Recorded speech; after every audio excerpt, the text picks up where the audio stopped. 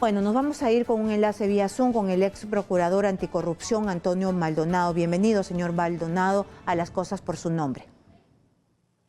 Buenos días, señora Novoa, a sus órdenes. Muy buenos días. Yo lo convocaba para ver y tratar de analizar un poco de esta coyuntura tan complicada que usted acaba de ver, que hasta atacan a los periodistas, a esta periodista sumamente joven. No se puede permitir que hayan estos tipos de ataques de ni de uno ni otro lado. Ahora hay un grupo de militares que no sé qué se creen y la jalan por la credencial que la tiene en el cuello, ¿no? Y lo que va a pasar es que la ahorcan, pues, ¿no?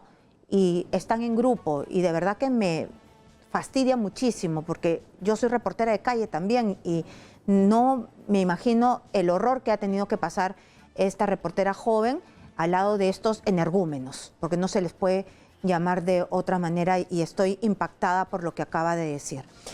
Pero bueno, yo le quería decir sobre Keiko Fujimori.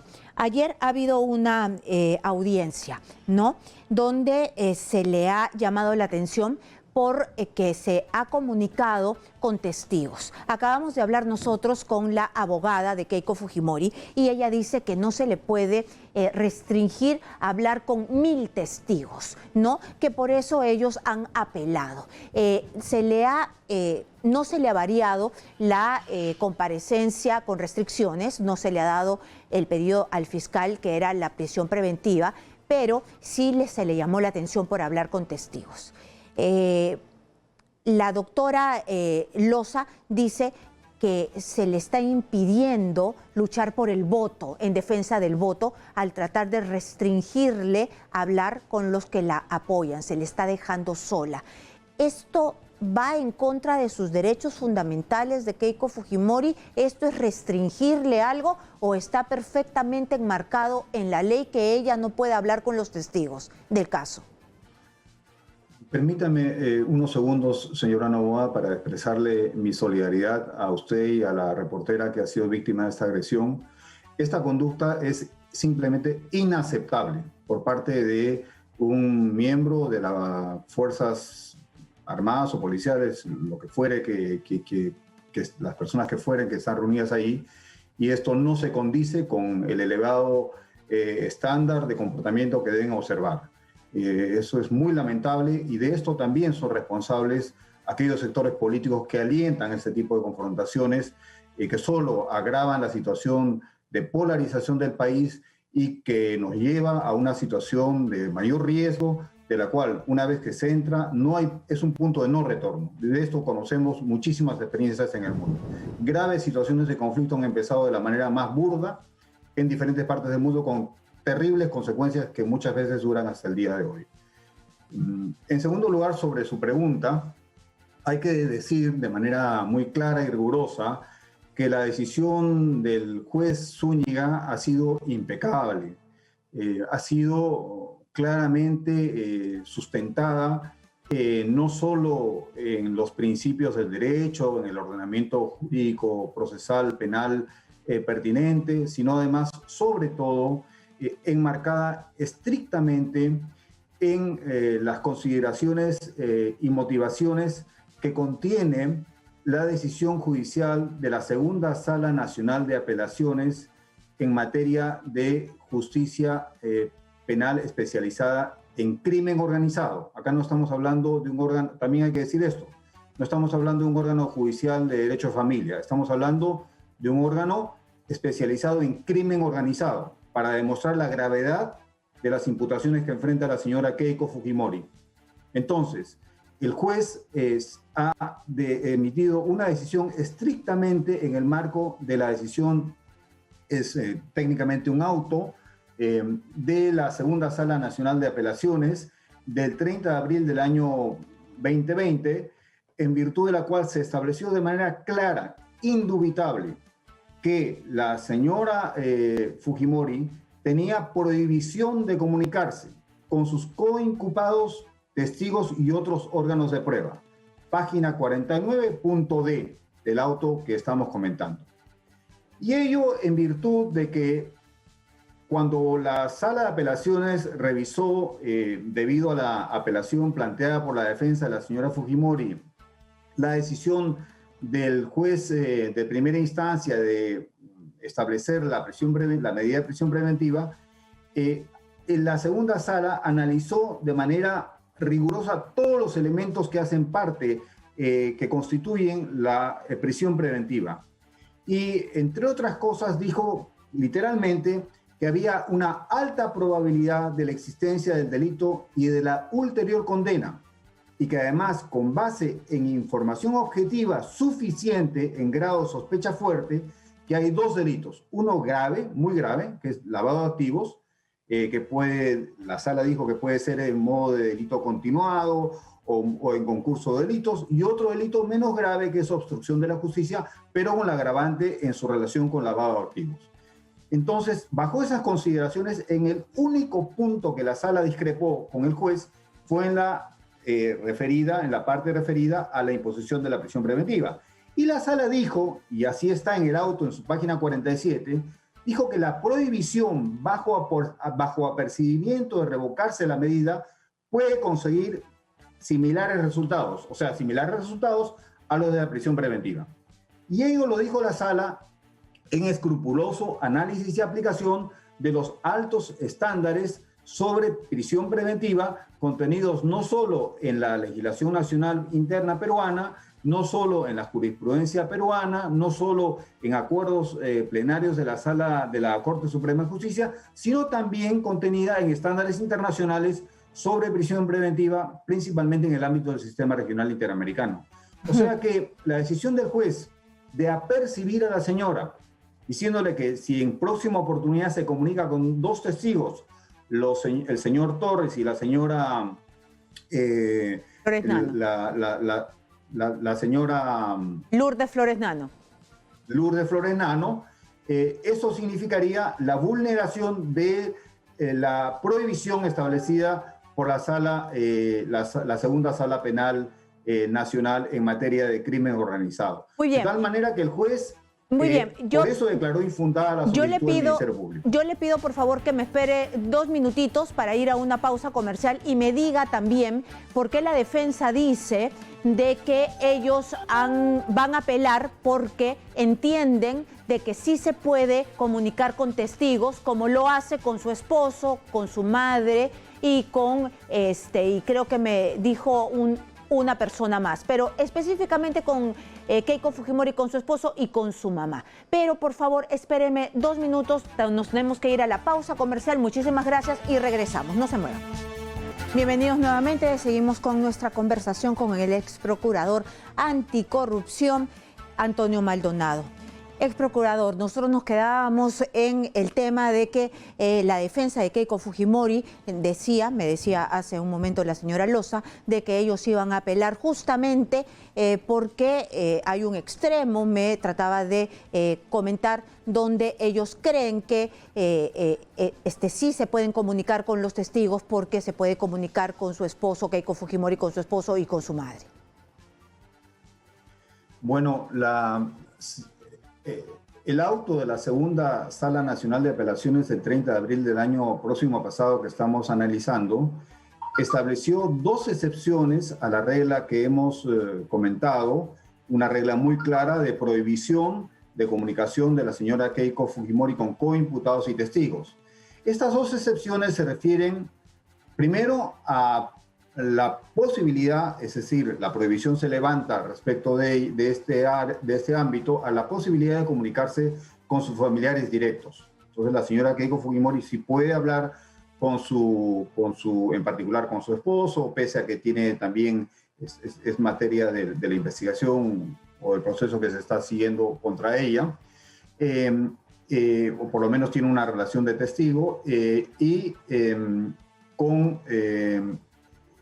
su abogado. También está exenta de esta prohibición, por supuesto, sus abogados. Obviamente, porque la norma procesal es un poco amplia en ese sentido, ¿no? Respecto de las restricciones aplicables a las limitaciones, a la comparecencia restrictiva, ¿no? Estas se refieren a imponer limitaciones de comunicación, exceptuando las que podrían vulnerar el derecho de defensa. Entonces, bajo este estándar, es que considero que tanto el auto del 30 de abril de la Segunda Sala Nacional de Apelaciones como la decisión de ayer del juez Zúñiga son totalmente respetuosos del debido proceso, del derecho de defensa, y por supuesto esto no significa que la parte que considera que no está de acuerdo con esta decisión no puede apelar. De hecho, han apelado y bueno, veremos qué resulta de esta apelación. Pero el marco es, de manera objetiva, ese es el que le estoy comentando. Ah, bueno, son excepciones, ¿no? Lo que quiere ella en realidad es que dentro de las excepciones entren más personas.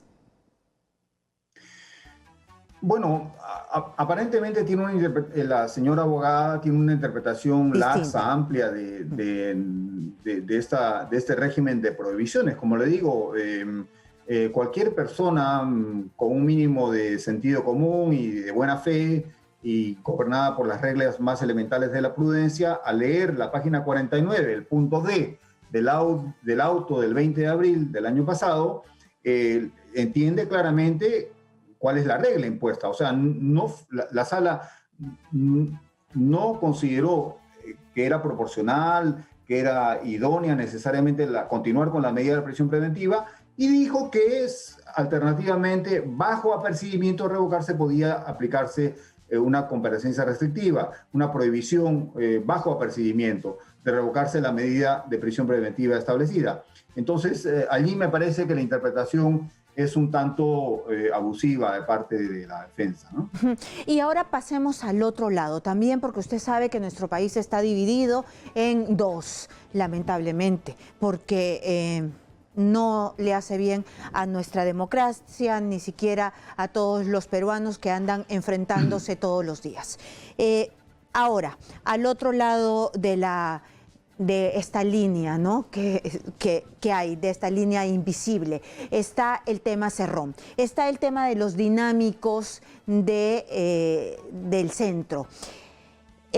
¿Cómo usted analiza esto? Esto también es una organización criminal. ¿Qué es lo que ha pasado aquí? Primero estaba involucrado el señor Cerrón. El señor Cerrón fue y sacó un habeas corpus en Ayacucho. Luego el habeas corpus no se le otorgó, no sé para qué lo necesitaba, porque cuando salieron las detenciones no estaba el nombre de Cerrón. Entonces, ¿cómo nos puede explicar en fácil esta organización que después se sabe hizo una chanchita, pasaron el sombrero para pagarle la caución, la reparación civil? Hay audios, él dice que se está utilizando estos audios de manera política, pero tengo entendido que los jueces pueden levantar el secreto de las comunicaciones si son escuchas legales. Entonces nos tratan de confundir. ¿Usted cómo interpreta esto y cómo nos lo puede explicar para todos los que nos están viendo? Claro, señora Novoa. En primer lugar, una pequeña nota sobre el enfoque, ¿no?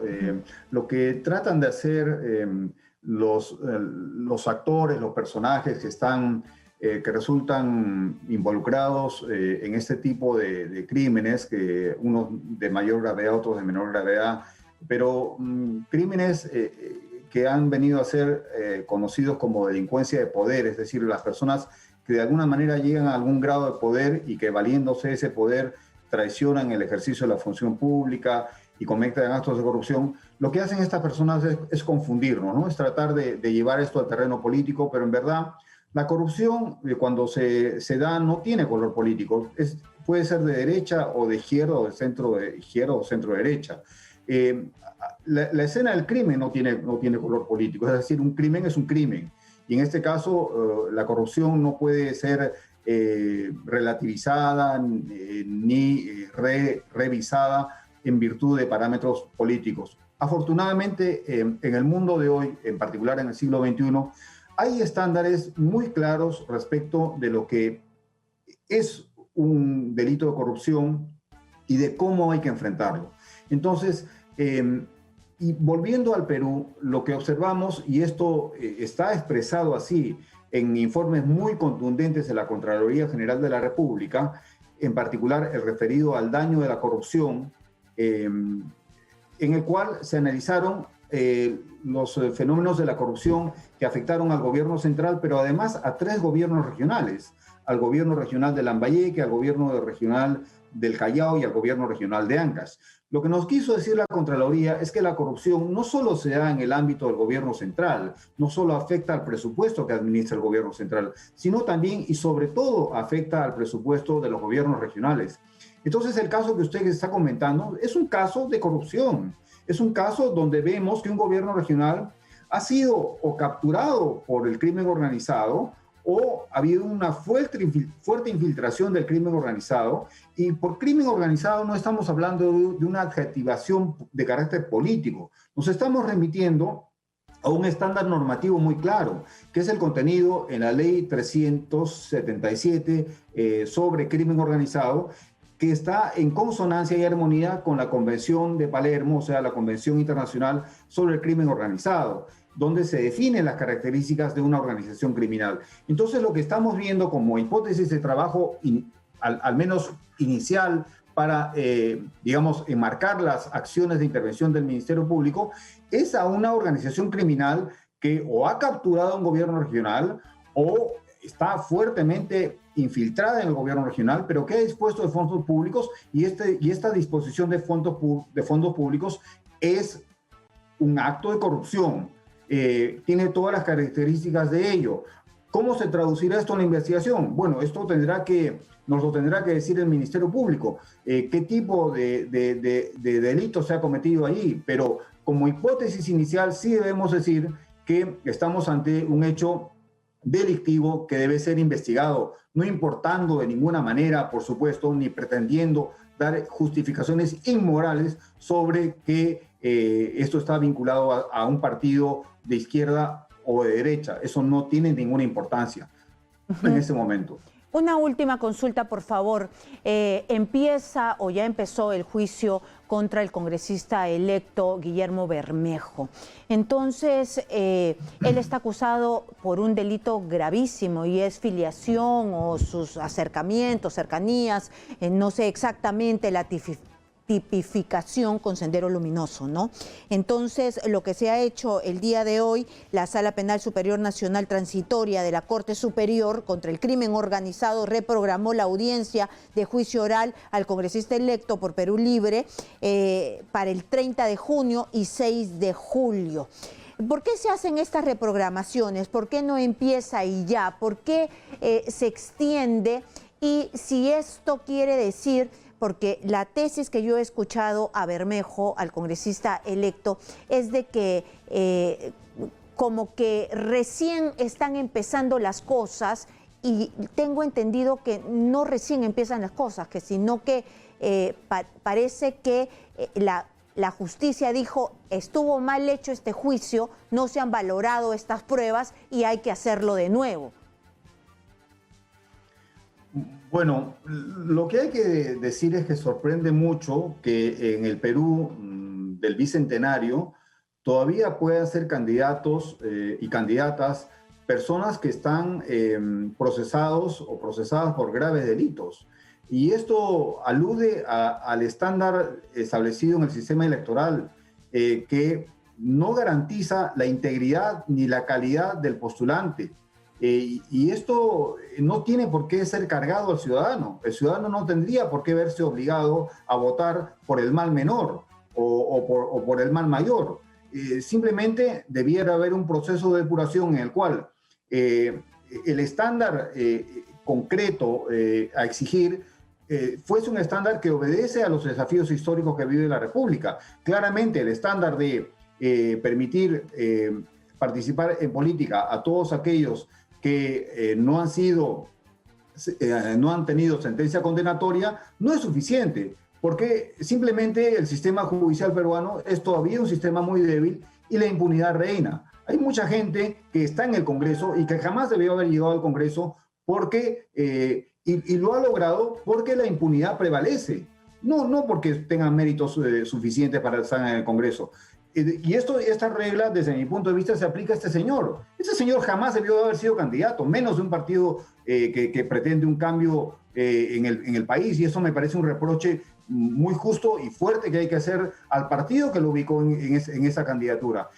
Pero de manera similar, cualquier otro, y reitero, vemos a personajes que jamás debieron llegar a ocupar cargos públicos tales como congresistas u otros de alta jerarquía, pero que sin embargo están ahí. Y esto tiene que ver con la arquitectura del sistema electoral peruano, que permite este tipo de cosas, cargándole al elector con una decisión que no nos corresponde. O sea, nosotros deberíamos pasar por un proceso donde el órgano a cargo de las elecciones nos garantice una integridad absoluta, tanto del proceso como de los participantes. Y eso no es lo que está ocurriendo en el Perú. Sobre el caso concreto del señor, no lo conozco, no conozco el proceso de manera concreta, pero sí entiendo que está siendo procesado por un delito grave, y eso es suficiente para que ese señor ni siquiera estuviera pensando en ocupar una curul en el Congreso, y eso es muy lamentable, y seguimos con ese error en el marco del Bicentenario, y hay que corregirlo. Esto no puede seguir así.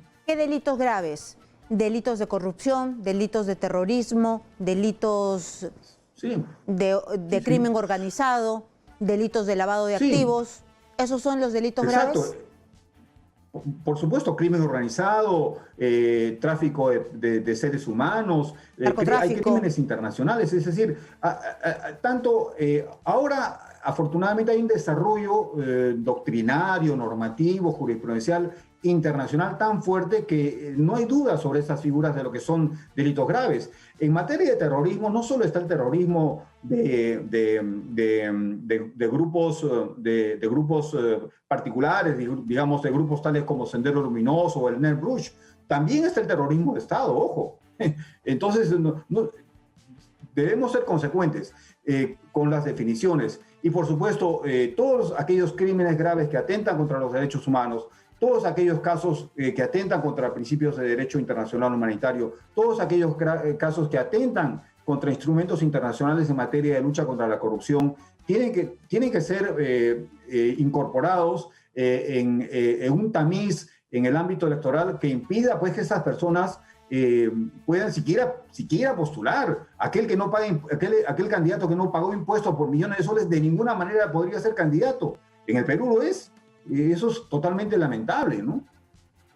Muy bien, ha quedado claro, y además que sí hay cosas que ajustar. De todas maneras, estamos viendo nosotros que estamos en un gran problema, y eso también es parte de que se necesitan soluciones. Muchísimas gracias por estar aquí dándonos su punto de vista legal y también algo político de esta situación. Muy bien, fue Antonio Maldonado, ex procurador anticorrupción.